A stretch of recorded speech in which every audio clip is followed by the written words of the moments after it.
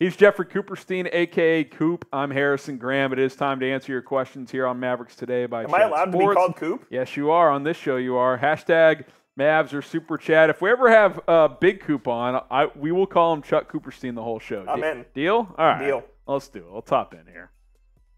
From Knight Striker, if you bring Wood back, is a trade for a big off the table?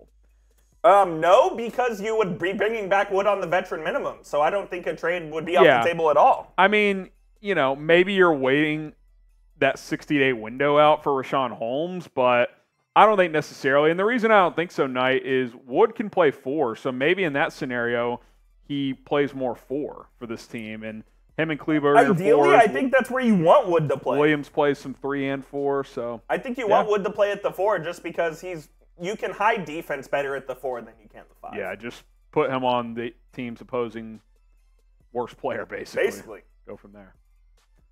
Jay and Quick, I feel like Derek kind of shut down Holmgren. He means Holmgren, Derek Lively. Oh, okay. In the Summer League game. Yeah, look, I liked what Derek Lively did in that first game. Yeah, I don't know about shut down. I think Holmgren played pretty well, but Lively was active. He was active on defense.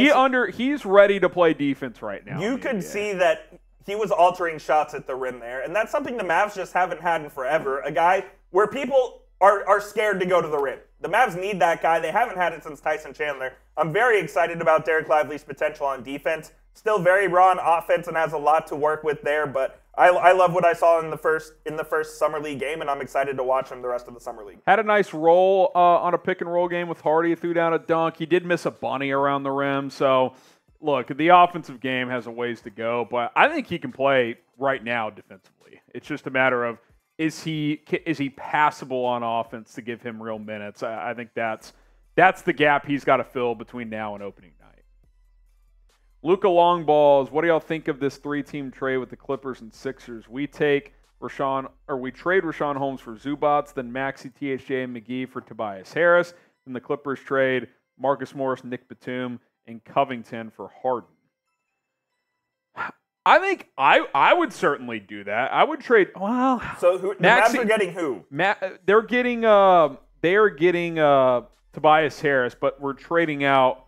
Oh, and Zubats, and we're trading out Maxey, THJ, McGee. I would do that. The problem is I don't think the Clippers to only get Marcus Morris, Nick Batum, and Robert Covington for Harden.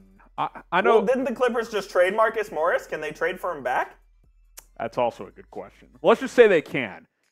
Is that enough for Harden straight up? Morris, Batum, and Covington? Probably not. Probably got to throw a pick in there. You would need picks involved, yeah. If I'm the Mavs, maybe I'd just love this one deal. first, though, because Philly's also getting Maxey and THJ in the deal. Yeah, I mean, that's a deal that you could work with. There would obviously have to be other moving parts involved. But if I'm the Mavs, I mean, I for sure like Holmes and Zubats. Yeah, decent starting point.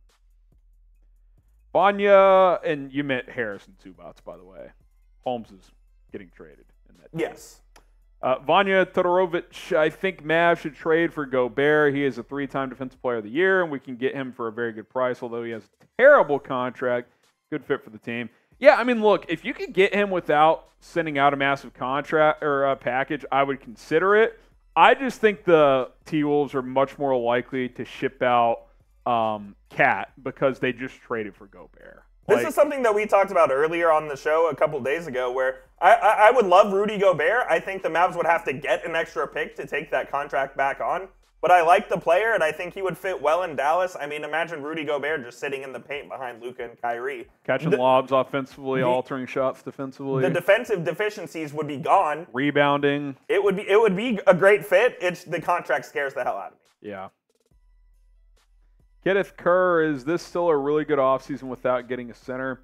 You have gotten 2 centers, technically. You got Holmes and Lively.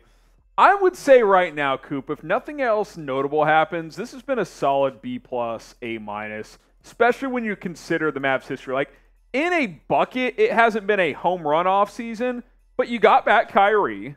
You upgraded at center, both short-term and I think long-term with Lively. And you added Seth Curry and Grant Williams, 2 rotation players who are going to help right away. So, are you good enough to go compete for a championship? Probably not. But you also have flexibility with some contracts to, if you don't make a move now, maybe one comes at the deadline involving THJ, Holmes, Kleba, etc. Maybe something like that formulates. Yeah, there's still the ability for the Mavs to get better. They still have a couple of roster spots open. They have the full mid-level exception if they elect to use it. It sounds like that they don't love any guys on the free agent market for that full $12.4 million, but they do have options if they want to upgrade the roster further. I would still say it's a good offseason despite the fact that they haven't significantly upgraded at the center position. Yeah, I would agree with that. What is the biggest area of need, is what that's supposed to say, for the Dallas Mavericks? Let us know in the comments. And while you're at it, subscribe to the channel. Coop and I are dropping videos every single day of the latest Mavericks news, rumors, and other content as well. Free agency is still ongoing, although things have slowed down there. But if any moves happen, if any rumors are out there, we'll hit you guys with the video. So subscribe today. We're trying to get to 25,000 subscribers by the end of the month. Darth Walrus. This is an old question, but I never understood why they traded Kristaps Porzingis for Davis. Davis, it didn't seem like enough no matter what. KP's value during that trade was not that high. That's the bottom line. He had negative trade value during that, and so the Mavs actually had to give away a second-round pick as well. I'll say this. They don't make the conference finals without making that trade. Spencer Dinwiddie was terrific. He was terrific during that run, and the Mavericks gave themselves flexibility to make a bigger trade, example Kyrie Irving later, because they split up Porzingis' contract into two with Dinwiddie and Bertans. Obviously, Bertans was never going to play a whole lot for the Mavericks, and he really didn't. He had a couple of flashes where he would light it up from three, but that's really all he did. I think he had one big game against the Suns in that playoff run, but Dinwiddie was fantastic, and without him, they do not make it, especially because Luka got hurt in that first round, and Dinwiddie had to play a big role. So. Yeah, I mean, him and Brunson, kept him afloat, obviously, and remember, Dinwiddie had a monster Game 7 in Phoenix. He was a big reason why they jumped out to that massive halftime lead and never looked back. And look, obviously, that didn't end up being a long-term trade, no doubt about it, but I still think it was important for the Luka era, because if you don't make it, we might still be sitting here without a single playoff series win. And imagine what that would be like. Yeah, because the noise would be a lot louder than it is right now. The Luka chatter about him wanting out would probably be extremely loud. And obviously, Porzingis had the best year of his career last year as well. And it's a win-win. But look, Washington already traded him away too, so. It's kind of a deal that didn't really work out for both sides, or you could say it did work out for both because they got what they wanted out of it. Yeah, I don't know if it worked for Washington, but it worked for KP because he played well. Now he's back with a contender, got an extension with Boston. And for the Mavs, it helped in the short term. And to Coop's point, it allowed them flexibility to make future trades like they did on draft night. So I think all in all, it was a fine trade. Daniel Moriarty, would you trade McGee to the Lakers for Vanderbilt straight up? Duh. Yes. The Lakers, 1,000 times. The Lakers say fuck you though. The Lakers are not doing that deal whatsoever. But if Rob Pelinka wants to hit my line, I'll give him my number. I mean, I would trade McGee in your 2 seconds for sure. I don't think I'd throw a first to get Vanderbilt, but I would do McGee in the 2 seconds probably. I'm in. Bo Paulding, what's the likelihood Lively ascends into the starting role this season? The potentially use Holmes, Tim Kleba for a trade later in the year that would upgrade. See, I think something like this could happen, Coop. We're like, okay, there's no trades you like right now. Let's just hang on to Tim. Let's hang on to Holmes. See how things go out, and then you revisit where you are as a team at the trade deadline. Maybe Lively's improved enough where a center duo of Lively and Powell works, or maybe Holmes isn't playing to the level you need to, and your Lively's not ready, and you got to upgrade at center for a playoff run, so you could do that as well. I could see it like a Walker Kessler situation with Utah, where he doesn't start the season as the starting center, and as time goes on, he just develops at a trajectory where they have to put him in the starting lineup. I could see that happening with Derek Lively, and frankly, I hope that does happen because that means Lively's ahead of schedule, and the Mavs have more flexibility. And then maybe you trade for a wing. Yeah, exactly. So that would be a dream scenario. If Derek Lively is starting by the end of the year, I think the Mavs have done a good job developing him. No doubt. AV8R1, is our current roster better than the Western Conference Final talent-wise? Coop and I have discussed this. It's not as far off as you think. There's no look, Jalen Brunson, but that's really the only missing hole, a big missing hole, albeit. But this team is talented. This team is deep. And you have Kyrie. I mean, I would probably, if I could go back and do it all, I probably would have just rather had Brunson than all the moving parts because you'd still have Dorian Finney-Smith. I get all that, but like, it's not like Kyrie and having Kyrie instead of Brunson for on the court talent standpoint. Coop is like, oh my God, we got so much worse. Like, some would still argue Kyrie's better. I don't know if I'd rather have him at this point, but he's still very good. And if he's your number 2 player, you're doing well. It's do the pieces around Luka and Kyrie elevate enough? Like, do you have enough there to make a run? I think the depth is there. It's just outside of your 2 guards, who's that third guy? Like, I don't know. Maybe if you have Jaden that Hardy guy. is that guy, but they don't have. It's asking a lot. They don't have the Spencer Dinwiddie of that team yet. You also have limited front court scoring.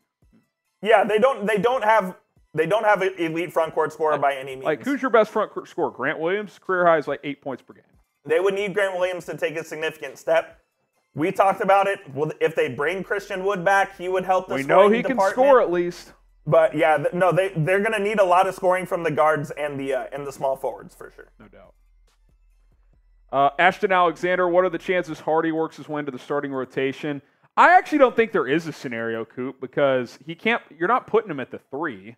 Like, yeah, I don't think Hardy is going to be in this starting rotation this year. Now he probably will be the 6th man, and that's the role he's going to play. and I think that's what you want. Like, you want him to be the Jason Terry of this team. You want him to be the Jason Terry. You want him to be the Jordan Clarkson, where he's just a volume scorer. He goes out there, and his one sole job is to go get buckets. Because that's what he's best at, and that's what the Mavs really need from that position.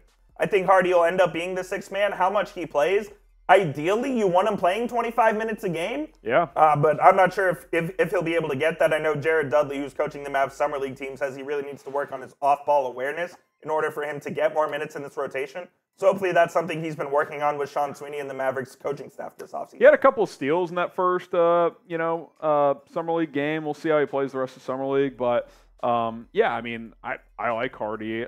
I just don't think, based on your roster, what, are you going to make Kyrie your 6th man? Are you going to play Hardy at the 3? I don't think either of that makes sense whatsoever. Appreciate all the questions, guys. Jeffrey Cooperstein, Harrison Graham here. We're always plugging out videos here on Dallas Mavericks Today. So shout out to the real ones for tuning in. We'll ask you one more question here at the end of this mailbag. Would you trade Tim Hardaway Jr., type T for trade, or you can type P for pass? Coop, if I'm getting a piece that is an upgrade, I absolutely would. Yeah, it's a trade. I think it would be mutually beneficial for both parties in order for them to get a deal done. Not sure that deal comes tomorrow. Not sure it comes next week, but I think it will happen before the season. T for trade, P for pass. Let us know on THJ.